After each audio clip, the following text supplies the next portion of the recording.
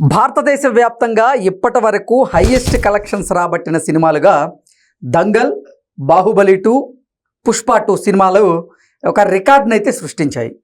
అయితే ఒకప్పుడు విడుదలైనటువంటి ఆ సినిమా కలెక్షన్ల ముందు ఈ సినిమాల కలెక్షన్ కూడా తక్కువే అనేటువంటి వార్త వస్తుంది.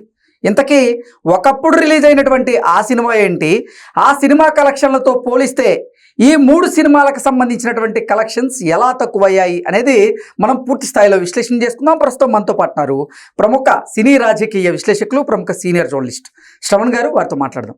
శ్రవణ్ గారు నమస్తే అండి. నమస్తే అండి. భారతదేశ వ్యాప్తంగా ఇప్పటి వరకు సినిమా కలెక్షన్ల విషయంలో హైయెస్ట్ కలెక్షన్స్ రాబట్టినటువంటి సినిమాలుగా దంగల్, బాహుబలి 2 అలాగే పుష్ప 2 సినిమాలకైతే ఒక రికార్డు ఉంది. కానీ ఒకప్పుడు రిలీజ్ అయినటువంటి ఆ సినిమా కలెక్షన్ల ముందు ఈ 3 సినిమాల కలెక్షన్లు కూడా తక్కువే అనేటువంటి వార్త వస్తుంది. ఇప్పుడు ఇంతకీ ఆ సినిమా ఏంటి, దాని కలెక్షన్స్ అప్పుడు ఎలా ఉండేవి, ఇప్పుడు రిలీజ్ అయితే ఎంత కలెక్షన్స్ రాబట్టి ఉండేది, దాని పరిస్థితి ఏంటంటారు? ఈ మధ్యకాలంలో సినిమా ఇట్టా ఫట్టా అని కొద్దిసేపు చర్చ, అంటే సినిమా రిలీజ్ ముందంతా కూడా చర్చ, తర్వాత ఎంత కలెక్షన్ చేసిందని అదో భారీ ఎత్తున చర్చ. సినిమా ప్రారంభానికి ముందే మా సినిమా 300 కోట్ల ప్రాజెక్టు, 500 కోట్ల ప్రాజెక్టు అని చెప్పుకోవడాలు. దాంతోపాటు మేము 1000 కోట్ల కలెక్షన్ క్లబ్లో చేరుతాము, మా హీరో చేరాడు, మా సినిమా చేరింది, మాది టార్గెటే 1000 కోట్ల క్లబ్, 2000 కోట్ల క్లబ్. ఇదంతా ఒక పబ్లిసిటీ స్టెంట్గా ఉన్న కొంత యథార్థాలు ఉన్నాయి, కొంతవరకు పబ్లిసిటీ స్టెంట్ ఉంది.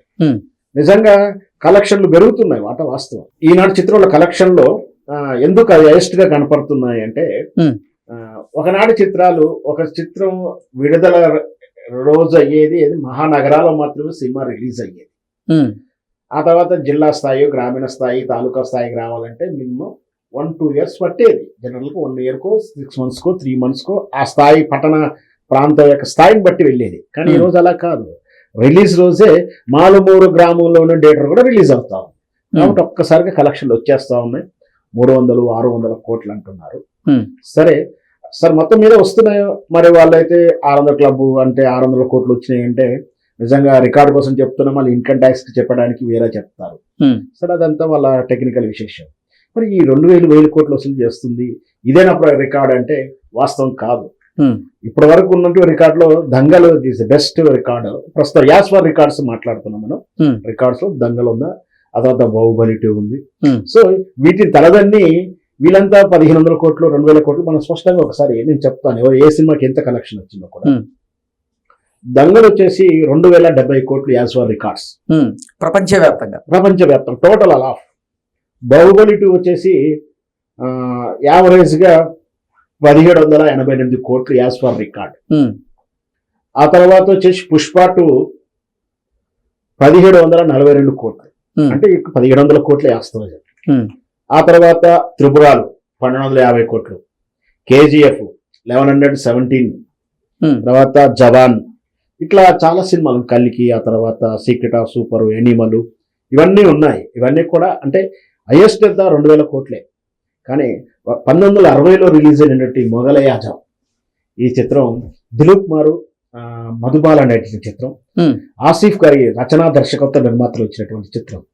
ఆ రోజుల్లో 1960 ప్రాంతంలోనే సుదీర్ఘ కాలం 1.5 year 14 months ఎబో పట్టింది చిత్రం నిర్మాణం చేయడానికి. ఒక పాటలో ఉన్న సెట్ కోసమే అంత టైం, ఎక్కువ టైం అంటే 6-8 months పట్టిందట. అంటే నచ్చక మళ్ళీ నిర్మించడం. ఆ రోజుల్లోనే ఆ సినిమా నిర్మాణ ఖర్చు 3 కోట్లు 4 కోట్లు ఉంది. అంటే 1960s లో 3 కోట్ల రూపాయల బడ్జెట్ తో సినిమా అంటే కరెక్షన్ 2 కోట్ల లోపే ఉంది, 2 కోట్ల లోపే ఉంది. అది కూడా ఆ 60-70% ఆ బడ్జెట్ లో ఆ పాట సెట్టింగ్ కోసం పెట్టినటువంటి ఆ సెట్టింగ్ ఖర్చు ఎక్కువ ఉంది అని చెప్తారు. సో 14-16 నెలలు నిర్మించిన చిత్రం చివరాఖరి 2 కోట్లు అయితే, ఆ రోజుల్లో కలెక్షన్ ప్రకారమే అది 16 కోట్లు వసూలు చేసింది ఆనాటి రూపాయి వాల్యూతో చూస్తే. అది ది బెస్ట్. అంటే ఆ 1960 వరకు ఎక్కడ లేదు, ఆ తర్వాత కూడా లేదు అంత పెద్ద చిత్రాలు. ఆ రోజుల్లో ఆ మొఘలై ఆజం చిత్రానికి టికెట్ కోసం లైన్ కడితే 5 రోజులు 5 కిలోమీటర్లు ఆ లైన్ లో ఉన్నవారు. మనం చాలా సినిమాలు చూస్తుంటాం. నిన్నటి రీసెంట్ గా బల్గం లాంటి చిత్రాలు చూసుకున్నా, ఆనాటి ఎన్టీ రామారావు గారి వీరబ్రహ్మేంద్ర గారి చరిత్ర తీసుకున్నా, ఓ దానవీర సూర్యకరం తీసుకున్నా, బండ్లు కట్టుకొని వస్తారు సినిమా థియేటర్ కానీ వార్త వింటుంటాం మనం. అవును. సో ఆ రోజుల్లో ఒక 5-6 కిలోమీటర్లు లైన్లో నిలబడి, అంటే ఒక షోకి ఎంతమంది అంటే 150 మంది, అంతకన్నా ఎక్కువ పట్టరు, 60-40-200 మంది పడతారు. మిగతా వాళ్ళు అలాగే వెయిట్ చేసి ఇంకో షో దాకా వెయిట్ చేసి ఇట్లా రోజుల తరబడి ఆ లైన్లోనే ఎడ్ల బండ్లు కట్టుకొచ్చుకున్న దాని కింద వంటలు వండుకొని అక్కడే తిని సినిమా చూసి వెళ్ళినటువంటి సంఘటనలు చాలా ఉన్నాయి. అట్లా ఈ దేశవ్యాప్తంగా, బాలీవుడ్ హిందీ చిత్రం కాబట్టి దేశవ్యాప్తంగా జరిగింది. ఆ రోజుల్లోనే ఆ కలెక్షన్ 16 కోట్ల కలెక్షన్లు ఆ రోజులు 60 చూసి ఈనాటి రూపాయల్లో మార్చుకుంటే సుమారు దాని విలువ 3,500 కోట్ల కలెక్షన్. అంటే ఇప్పుడు రూపాయి వాల్యూ, ఆనాటి రూపాయి వాల్యూ, ఈనాటి రూపాయి వాల్యూ ప్రకారం చూసుకుంటే ఈ రోజు దంగల్ ఏదైతే రికార్డు చూపిస్తుందో దంగల్కి 2 ఎక్కువ, సుమారు 2 వరకు ఎక్కువగా సినిమా కలెక్షన్ చేసింది. సో మొగలాయి నిజమైన చిత్రం, ఆ పాటలు విన్నా, ఆనాటి చిత్రం చూసుకున్నా సూపర్ డూపర్ గా ఉంటుంది. ఈ తరం వాళ్ళు ఆ దిలీప్ కుమార్, మధుబాల గ్లామరు ఆ సినిమాకు కలిసి వచ్చే అంశం.